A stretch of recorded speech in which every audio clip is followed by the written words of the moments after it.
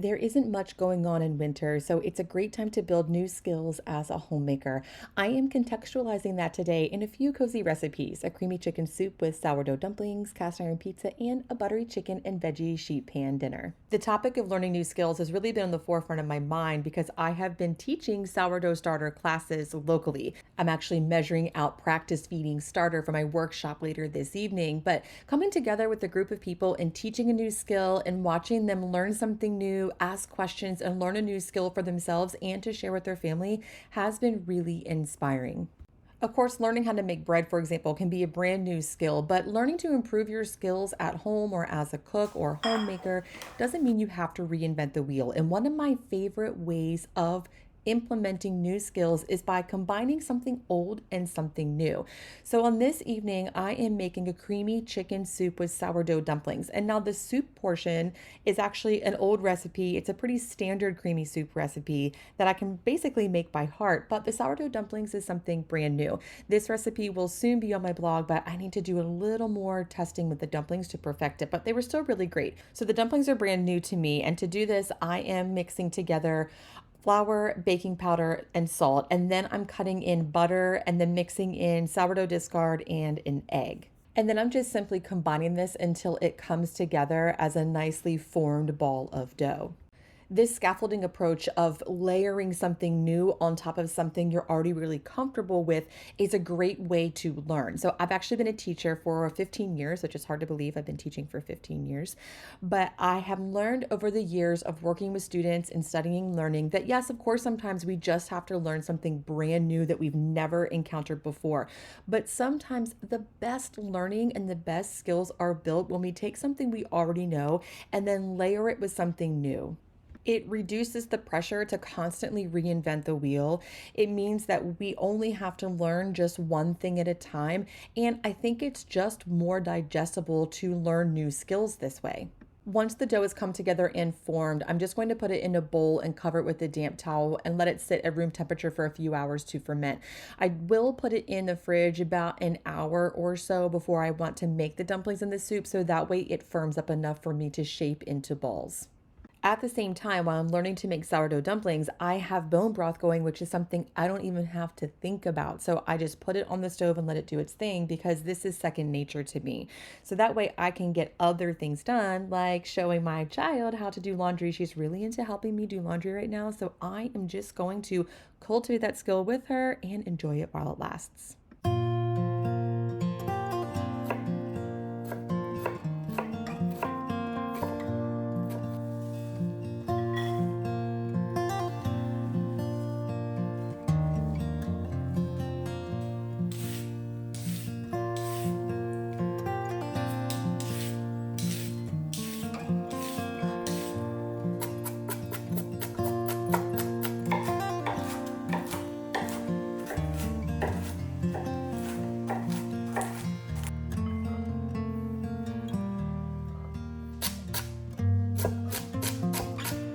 This is a pretty standard soup recipe, so I'm chopping up onions, carrots, and celery, and I like to really chop them into bite-sized pieces so that way with each bite of soup, you get a little bit of everything. That really makes for a nice flavor in soup.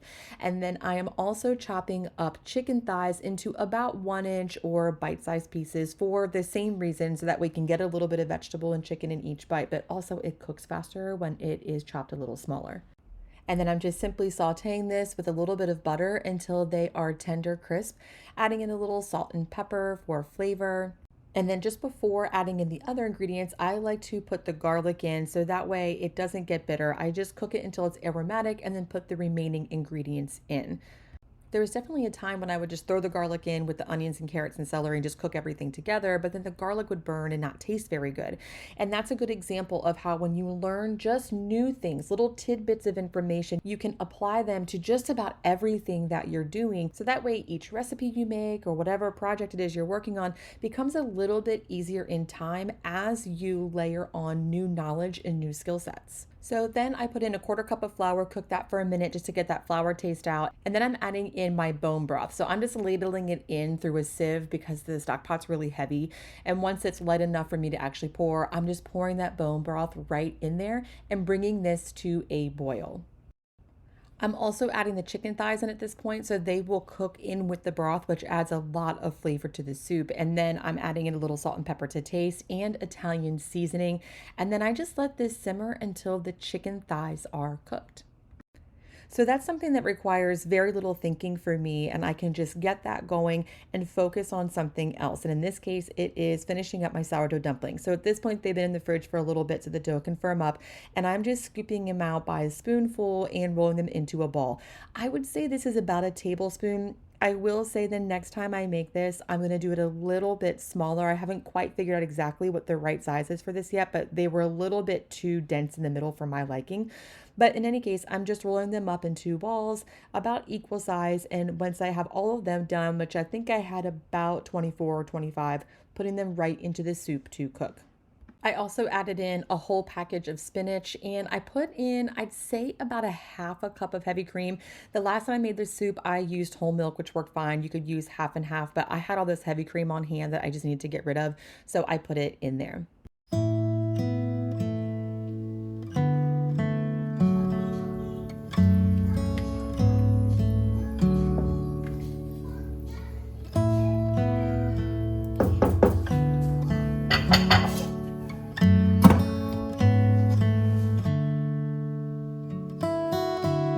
When you're combining old and new skills, sometimes you have to rearrange the order of events a little bit. So the next time I do this, I will put the dumplings in first, let them cook, and then add the spinach because the spinach ended up cooking for a long time, but this was still really delicious. And I'll have this recipe up on my blog soon as I get those dumplings really perfected. It is the next day, and I unfortunately have to go to the dentist to get a crown replaced, which is like not my favorite thing to do. So this is a really good day for me to rely on skills that I already know that I can just tweak to match my needs for the day. So I am making a cast iron pizza for lunch this day, and this is something I've made 1,000 times. But what I think is really important when we're talking about learning new skills is not just feeling like we constantly have to be doing something new, that we can really focus on the things we know and use what we have and keep cultivating that skill. Because it's essential for me on this day to just do what I know so I don't have to think about it because I'm in a pretty big hurry to get to the dentist. And one thing I've done a lot in the past is I don't manage my time very well. And I'm like, oh, let me learn how to make sourdough cinnamon rolls 15 minutes before I have to leave the house. And that just doesn't work. I'm relying on some faithful ingredients: sausage, broccoli, which is my number one favorite pizza topping, pizza sauce, and cheese for this pizza. Now, the dough I'm using actually is the freezer pizza dough that I made a number of months ago. You can check out the link in the description box below for that recipe. It is King Arthur's sourdough discard pizza dough. And actually, my husband is actually teaching me a new skill here. He worked at a pizza place for a long time when he was younger, and he's really good at shaping pizza dough, and I am not. So he was showing me how really quickly because every time I do this, I kind of mess it up. So I guess in the spirit of learning new skills, I am in fact learning a new one here, and I think I did okay actually. If you've made any pizza, you can make this one. All I'm doing is putting oil on a scorching hot cast iron skillet. I preheat it at 500, and then I put the dough right in, shape it. I like to push it up on the sides a little bit to make it kind of deep dish, and then I just make pizza. I'm putting the sauce on, I'm putting the toppings on, I'm putting the cheese on, and then I bake it at 500 degrees until the crust is done and the cheese is melted and bubbly and delicious.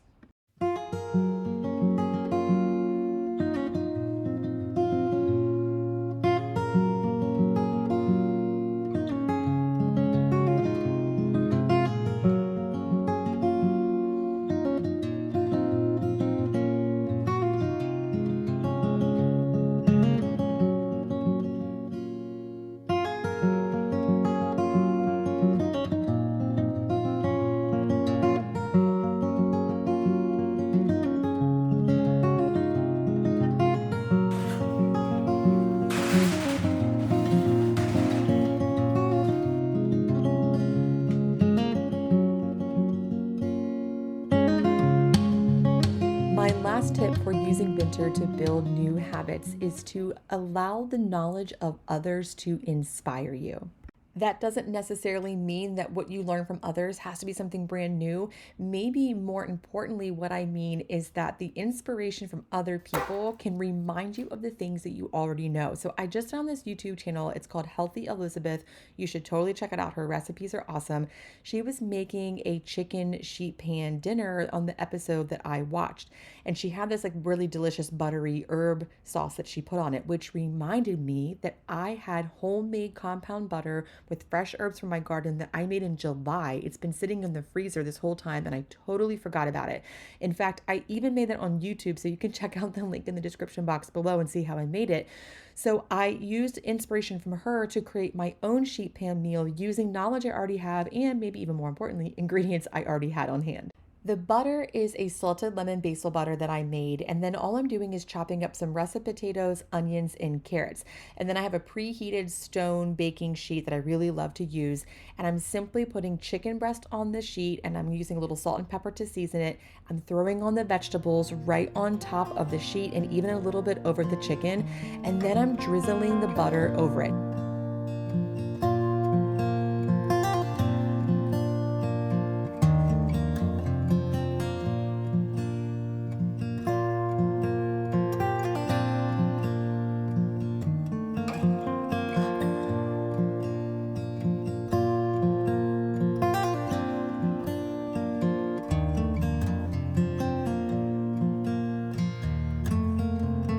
This turned out better than I imagined. It was delicious. My husband and I could not believe how good this was.